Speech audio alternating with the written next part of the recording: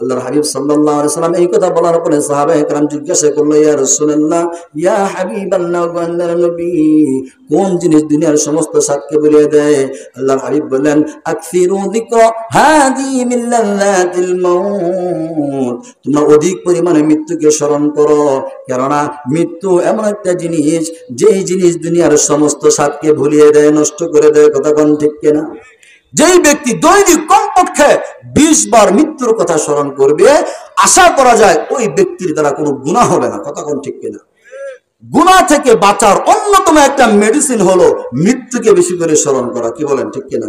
আপনি যদি সারাদিনে 20 বার মৃত্যুকে স্মরণ করেন, বলেন তো দেখি, সারাদিনে যদি 20 বার মৃত্যুকে স্মরণ করেন, তাহলে আপনি যখনই গুনাহ করতে যাবেন আর দিল থেকে যদি মৃত্যুর স্মরণ আমার আপনার স্মরণে আসে, গুনাহ করা সম্ভব হবে?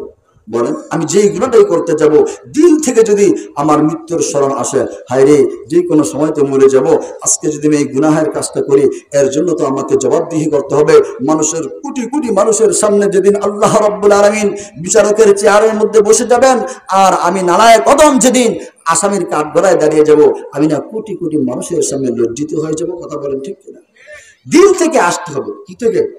দিল থেকে যখন আমার মৃত্যুর কথা স্মরণে আসবে, পৃথিবীর মধ্যে একমাত্র মেডিসিন, গুনাহ থেকে অন্যতম মেডিসিন হলো বেঁচে থাকার জন্য মৃত্যুকে অধিক পরিমাণ স্মরণ করা। করবো তো আমরা ইনশাআল্লাহ।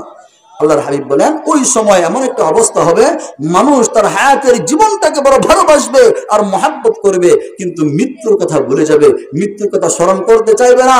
সামনে তার মারা লাশ থাকবে, কিন্তু সে অট্ট হাসিতে ফেটে পড়বে। আসে না নেই? কথা বলেন।